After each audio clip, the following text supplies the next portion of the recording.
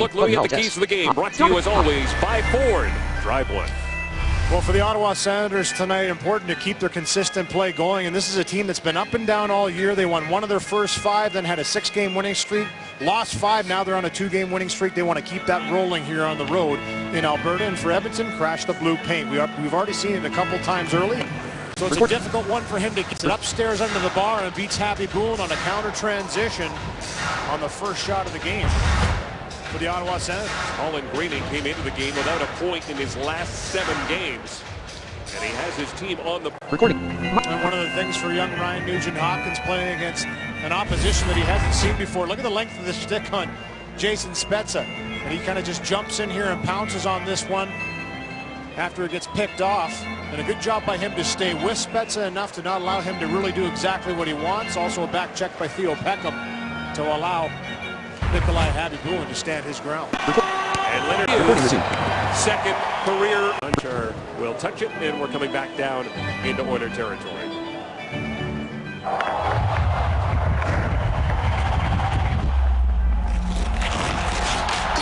Pro Hockey Life, the ultimate hockey megastore. Well, Louis and Kevin, we discussed it in the first period. Now in the second period, we have confirmation it is a groin injury. That is why Andy Sutton left just prior to tonight's game and why he will not return for the rest of tonight's game. Kevin, you were talking about Zach Smith there losing that edge, and that's all it takes to get a growing strain is if you lose an edge and you don't scores the shorthanded goal, followed up by a great shift with a fourth line again in the offensive zone, working it down low, creating chances, and it's up to that next line. Well, here's the non-call, and I don't think it was a call, Kevin, but I think the fans here are getting on the referees a little bit because of the 2 calls that have gone to Edmonton that have been questionable. Winchester picks it up. Out into the netting as Stefan DaCosta let it go. And, you know, you can start to see the trend happening a little more often here for Ottawa. Very fast team, and they attack, and we saw a little bit of it in the first period. Their counter-attack created 2 of the 3 goals, and here a nice shot by DaCosta.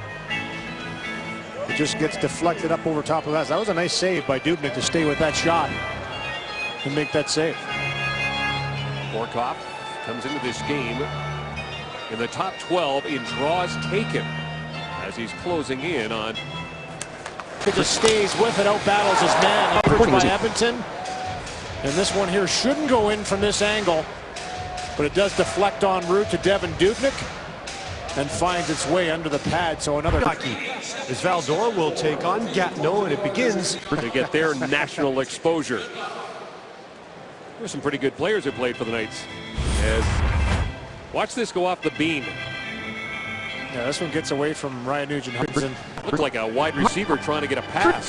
Yeah, he got up there pretty high on that one too. And for Jeff Petrie, all 6'3" of them, gets up, tries to keep this one in. Good pressure in the offensive zone by Edmonton. And for Magnus Piarvi, seeing some time with some different line mates. I think Tom Rennie just trying to get him going. A perfect record. Hayes offside.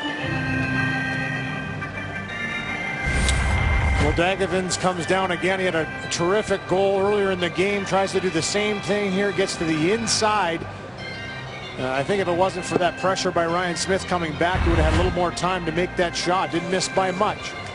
Abby Blulen with a big. There's just so much confusion when you're moving, and that's confusing to the penalty killers. They've got to keep checking their shoulders, get sticks in the passing lanes, identify where the threats are. And this is a well-executed power play by the Hawks. And Mark, this power play has come alive in the last 4-game stretch. And it may have hit the Jumbotron and a whistle. This is good coaching by Tom Rennie. Why? He gets his big guns back out there again. Keep your eye on Nugent-Hopkins. Who says he's too small to play in this league? All he did is out-battle 3 guys, get puck possession, and make a crafty little play back to Tom Gilbert, which sets up that nice tip in front by Ryan Smith. And once again, Ray Emery had the answer in between the pipes. He's only 170 pounds, but he's hard to get off the puck. You witness it there, beating one of the best checking centers in the league in Dave Bolin.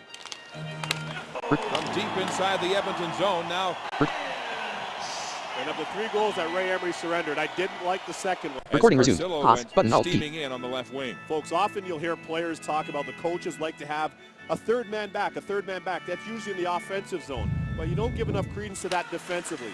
Keep your eye on the middle of the slot. That's Sean Horkoff, number 10. Watch how low he is trying to support. He knows that they've had some struggles lately.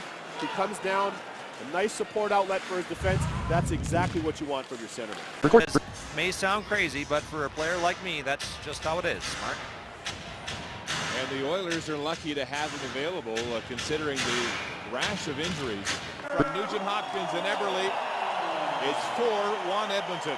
Ryan Smith in front, bad save. Bullen, as the Hawks show their frustration, pushing and shoving after the whistle, and now he's up in behind Happy Bullen, who's got a good view of the whole 100 volume. So you have to like the Oilers responding to this toughness that the Hawks are showing. Current time 0 hours 5. On the flip side, he just wants to see some measure of competitiveness from his team. He knows he comes in with the league's best team so far this season. They've retooled. They have a deep squad with 4 lines, Mark. He wants to see some bite. He knows he has the personnel to make this a game. Hawks didn't get a shot on goal in the power play. I'm wondering if Joel Quenneville might cancel that trip to Las Vegas that these guys are supposed to go on for 2 days after this game here tonight. They might not be all in. Put it that way. Pause. Mark record. One triangle and allows no rebound with that save. Defense is all about effort, but also a little bit of intelligence, and that's what you need on a penalty kill situation. Ladislav Smid gets that stick right in the passing lane right there. Good play by him, well supported, and then another good play by Ryan Jones. Does it once again, gets his stick in the lane. Now he's off to the races, jams on the brakes just a second to freeze him and then send it length of the ice.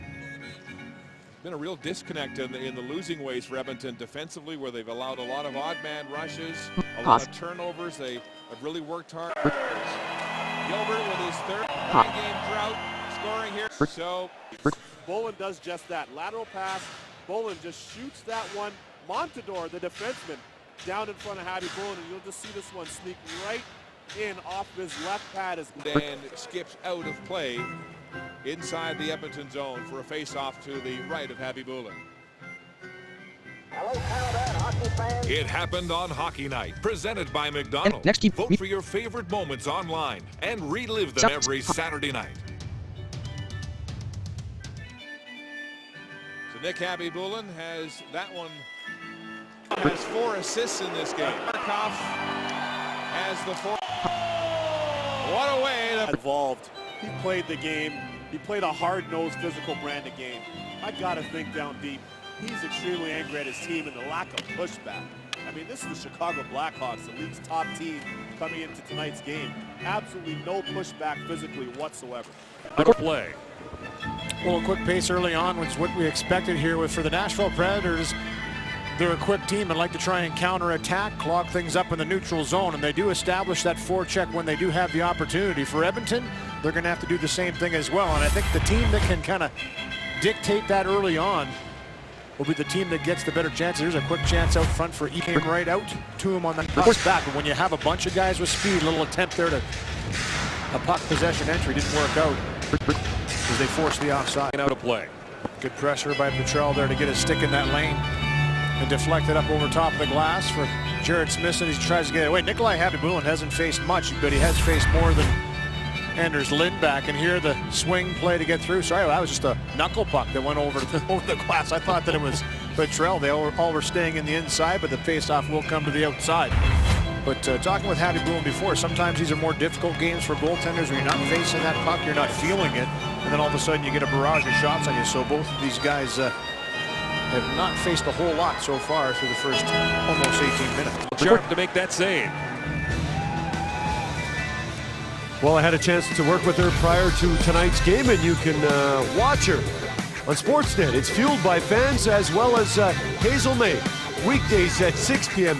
Mountain Time on Sportsnet West. Well, we talked about putting pucks to an area you can get it back. Alashemsky with a dump off the wall, and good job by Jones to get there with speed and win that puck race. And not enough of that in the first 20. The Oilers have come out with a little more dedication to doing just that. They've created their opportunities by getting it down low and working it.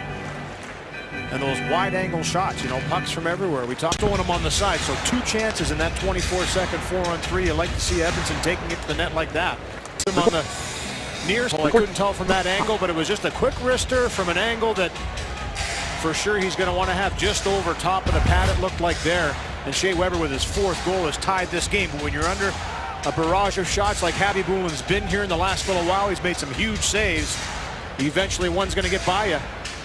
And it was the big man Weber with his wrister. Not a serve to the high slot. He zings it under the bar, actually off the crossbar to give the Nashville Predators a 2-1 lead. So a turnover in the defensive zone once again leads to a great chance. Only this time the Nashville Predators line and it Current time 0 hours 10 minutes 8. Pause. in offside. Pierre-Marc Bouchard has been so solid as of late. He's always a good choice if you're playing any kind of light the lamp game against the Oilers, because he also gets some points against these Oilers. Likes the style of play. Likes the Shannon to the line. They're offside at the Oiler blue line and a stoppage of play. Well, this line has been terrific. We talk about the energy that they bring, but they forecheck so well that they really take whatever line they're playing against out of the game.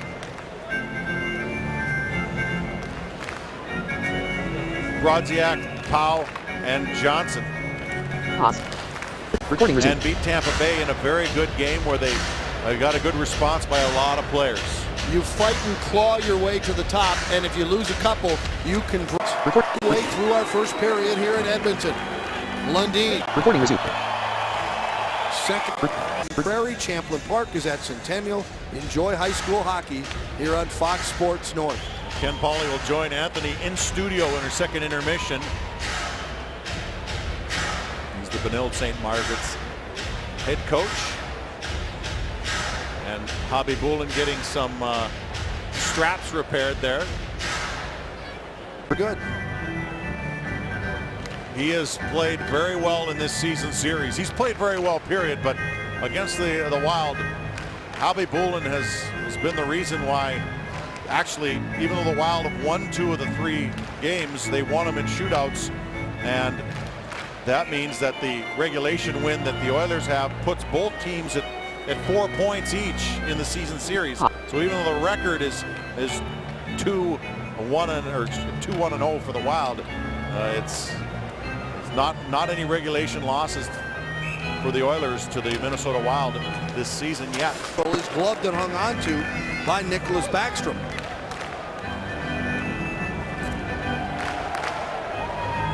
All teams kind of trading chances here, but not glaring chances. Both teams locking it down fairly well. Nicholas Backstrom a strong game, Hobby Boulin a strong game. That's why you have the 2-2 score right now. A lot of very good opportunities by both teams in this hockey game. Fourth meeting of the season between these two clubs. Wild winning the first 2 in shootouts. A couple of games ago, it was the Oilers winning in. The Wild appears as though they will not have a defender on the ice. It is all offense. Well, Koivu, Cullen, and Bouchard. They added a couple seconds to the clock, and that's what the delay was. And we've seen that 2 seconds can make a difference.